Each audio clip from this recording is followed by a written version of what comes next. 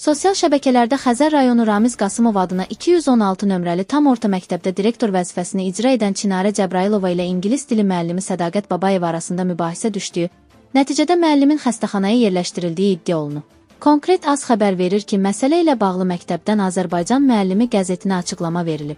Bildirilib ki, ingilis dili müəllimi ilə bağlı bir qrup valideyn və müəllimlər tərəfindən dəfələrlə şikayətlər daxil olub. Şikayətlərdə müəllimin davranış və etik qaydaları pozduğu, vəzifə öhdəliklərini yerinə yetirmədiyi qeyd edilib. Bu səbəbdən həmin müəllimə təhsil verənlərin etik davranış qaydalarını pozduğuna görə sonuncu xəbərdarlıqla şiddətli töhmət verilib, məktəbdən bildirilib. Açıqlamada qeyd olunub ki, 4 noyabr 2025-ci il tarixində direktor əvəzi, məktəbin tərbiyə işləri üzrə təşkilatçısı və həmkarlar komitəsinin sədri müəllimlə söhbət aparıblar.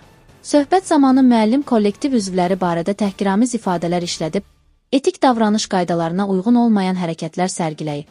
Otaqda emosional vəziyyətinin gərginləşməsi və halının pisləşməsi nəzərə alınaraq, məktəb rəhbərliyi dərhal təcili tibbi yardım çağırıb. Məktəb rəhbərliyi əlavə edib ki, müəllimin bu cür davranışları artıq davamlı xarakter alıb və pedaqoji mühitə, həmçinin tədris prosesinə mənfi təsir göstərir. Bir həftə əvvəl hökumət nümayəndələri Sədərəkdəki Kapital Bank bankomatını söküblər. Bir neçə gün əvvəl isə rayon xəstəxanasının bəzi aparatları sökülüb və şərura aparılıb. Yeni Sabah Bakı Post AZA istinadən xəbər verir ki, bu məlumatı politoloq Heydər Oğuz rayondakı mənbələrinə istinadla paylaşıb. O bildirib ki, hər iki hadisəni sakinlər rayonun ləğvinə hazırlıq kimi dəyərləndiriblər. Qeyd edək ki, bundan öncə Heydər Oğuz kiçik rayonların birləşdirilməsi təşəbbüsü ilə çıxış edib.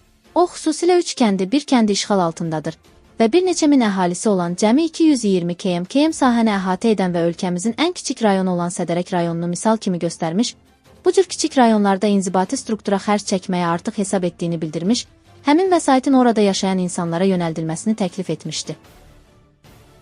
Fövqəladə Hallar Nazirliyinin FHN Bakı Regional Mərkəzinə maddi texniki təchizat üzrə rəis müavini təyin olunub. Oxu Qaynar Infoya istinadla xəbər verir ki, Fövqəladə Hallar Naziri General Polkovnik Kəmaləddin Heydərovun müvafiq əmri ilə sözü gedən vəzifəyə Daxili Xidmət Kapitanı Yaşar Şükürlü təyin edilib. Qeyd edək ki, bir neçə ay əvvəl Bakı Regional Mərkəzinin maddi texniki təchizat üzrə rəis müavini Daxili Xidmət Polkovniki Elvin Xanlaroğlu Mehdiyev vəzifəsindən azad olunaraq təqaüdə göndərilib.